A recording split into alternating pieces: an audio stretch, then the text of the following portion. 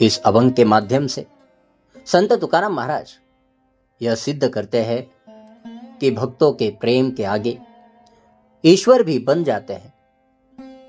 ईश्वर अपने भक्तों के ऋणी होते हैं, क्योंकि भक्त केवल निस्वार्थ प्रेम भक्ति के भाव से उन्हें अपना बना लेता है। भक्त ऋणी देव बोलती पुराणे, निर्धार वचने साच करी। तुकाराम महाराज अभंग की शुरुआत एक महान सिद्धांत से करते हैं। बोलते हैं, पुराण कहते हैं कि ईश्वर भक्तों के ऋणी है। ऋणी का अर्थ है कर्जदार या एहसानमंद। ईश्वर सर्वशक्तिमान होने के बावजूद भक्त के निस्वार्थ प्रेम के कारण उनके सेवक बन जाते हैं।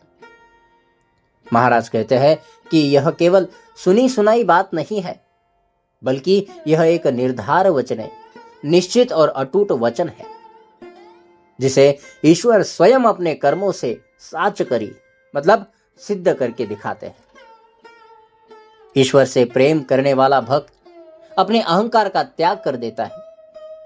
यह त्याग इतना महान होता है कि ईश्वर भी उस त्याग के आगे नतमस्तक हो जाते हैं।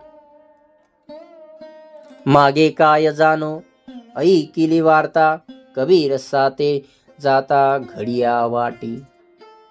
तुकाराम महाराज संत कबीर का उदाहरण देते हैं। कबीर बुनकर थे और बुने हुए वस्त्र बेचने बाजार जा रहे थे।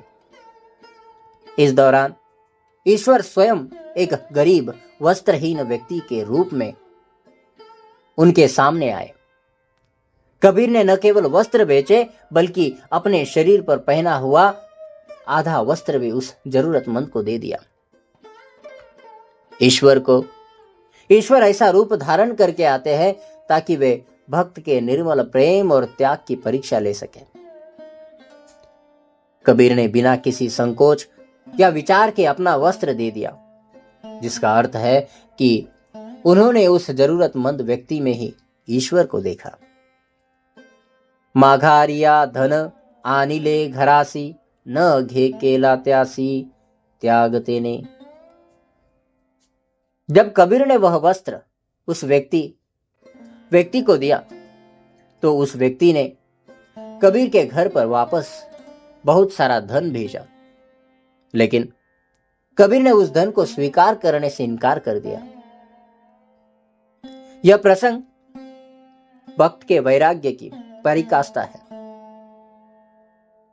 कबीर ने त्याग इसलिए किया क्योंकि उन्हें ईश्वर से प्रेम था, धन से नहीं। भक्त ईश्वर से किसी वस्तु की अपेक्षा नहीं करता और इसीलिए ईश्वर भक्त के प्रेम के ऋण में बन जाते हैं। नाम देवाचिया घरासी, आनिले तेन लुटविले द्विजाहाती। संत नामदेव को भी ऐसा ही अनुभव हुआ। ईश्वर ने उनके घर जो धन भेजा था, तो नामदेव ने उसे ब्राह्मणों में बांट दिया। लुटविले द्विजाहाती, दोनों हाथों से दे दिया, बांट दिया। नामदेव के लिए भी ईश्वर का प्रेम भौतिक धन से कहीं अधिक प्रिय था, इसलिए उन्होंने धन का त्याग कर दिया। प्रत्यक्षासी काय द्यावे हे प्रमाण, व्यंकोबाचे ऋण फेडियेले। तुकाराम महाराज दावा करते हैं कि प्रत्यक्षासी काय द्यावे हे प्रमाण, जो बात प्रत्यक्ष है उसे और क्या प्रमाण दे। वे संत एकनाथ के पूर्वज संत वेंकोबा उनका उदाहरण देते हैं। विठल ने यानी पांडुरंग भगवान ने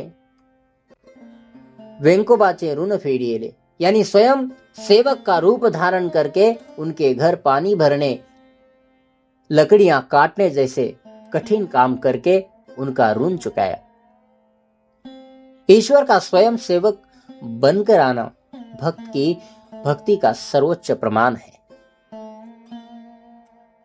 बीज दळुनिया केली आराधना, लागे नारायणा पेरणे दे। यह संत भानुदास के जीवन का एक प्रसंग है। अकाल के समय उन्होंने खेत में बोने के लिए रखे बीज, उन बीजों को पीसकर उसकी रोटी बनाई और आए हुए संतों को भोजन कराया। उन्होंने भविष्य की चिंता न करते हुए वर्तमान में सेवा को चुना। भक्त द्वारा किए गए इस निस्वार्थ त्याग को देखकर ईश्वर को स्वयं खेत में जाकर बुआई करनी पड़ी। जब भक्त पूर्ण निस्वार्थ प्रेम और विश्वास दिखाता है तो ईश्वर उसकी आजीविका और भविष्य की चिंता स्वयं करते हैं। तुका म्हणे नाही जयासी निर्धार, ना अडला साचार तोची एक। यह अभंग का अंतिम और सबसे महत्वपूर्ण निष्कर्ष है। तुकाराम महाराज कहते हैं कि जिसे इस सिद्धांत पर निर्धार यानी अटूट विश्वास नहीं है, यानी जो यह नहीं मानता कि ईश्वर वास्तव में भक्तों के ऋणी है, तोची एक नाडला साचार, वही सच्चे अर्थों में धोखा खा गया है। जो व्यक्ति ईश्वर की दयालुता पर विश्वास नहीं करता और केवल अपने कर्मों या धन संपत्ति पर निर्भर रहता है, वह भवसागर में फंस जाता है। निस्वार्थ भक्ति से ईश्वर को अपना बनाओ, तभी ईश्वर तुम्हारे हो जाएंगे।